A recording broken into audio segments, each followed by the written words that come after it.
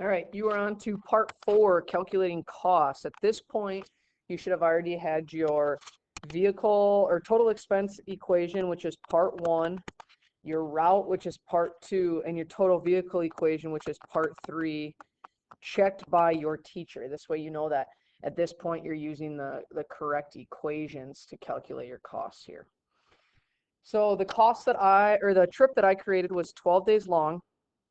And my vehicle cost, I took the Escalade, so it was $200 a day, and I have $195.30 in gas.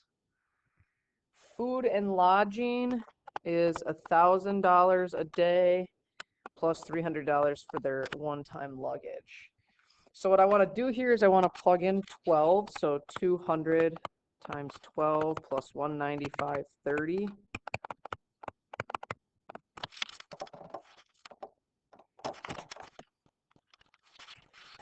2,400 plus 195.30, 2,595.30 for my vehicle. Then I have $1,000 times 12 plus 300, which I know is 12,000 plus 300, which is 12,300. Now my total cost is going to be to add those together. So I end up with $14,895.30. Remember, for your application to be considered, you must, excuse me, spend a minimum of $9,000 out of $10,000. Well, I'm at $14,000.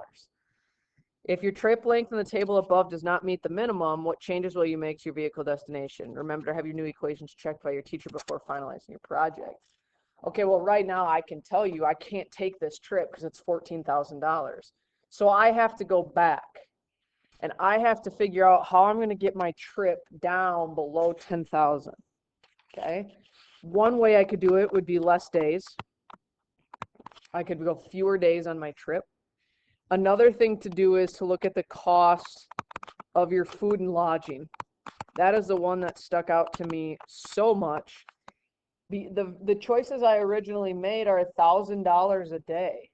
That's because there's 3 of us going on our trip, and we had the $200 a day for food, and we stayed up in the luxury suite. Well, maybe I can adjust that.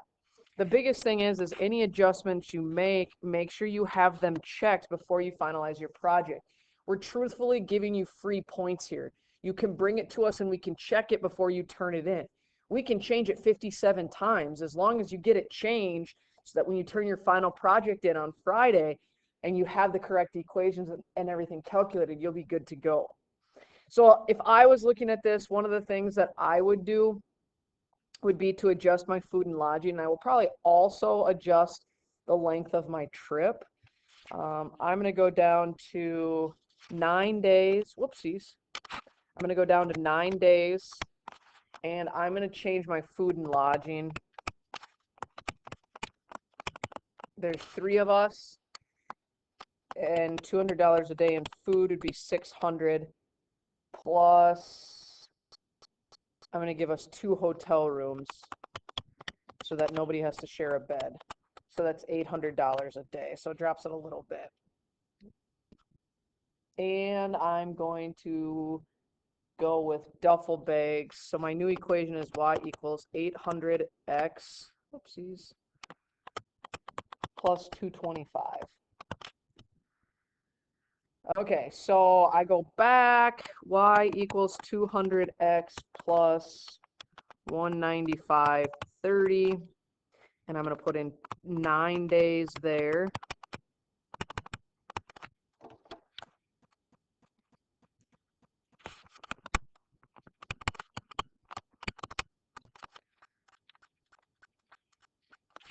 $1,995.30 on my vehicle. And then if I go to my food and lodging,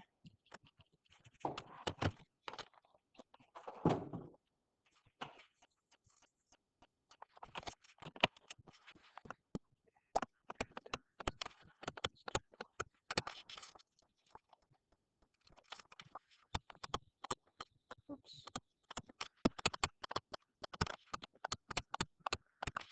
to add these two together.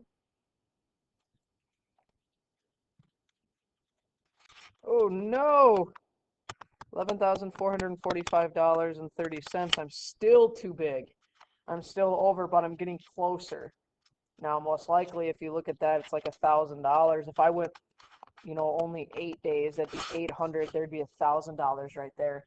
I think if I cut my trip down to 8 days or 7 days. Now, remember, you can't cut your trip shorter than the amount you drive. So if that's the case, you may have to change your trip. For me, I drove to Nashville and I was staying there for 7 days. So I know that I have 7 days that I can cut down. So lots of little moving pieces. Once you get between 9,000 and 10,000, please show this to your teacher.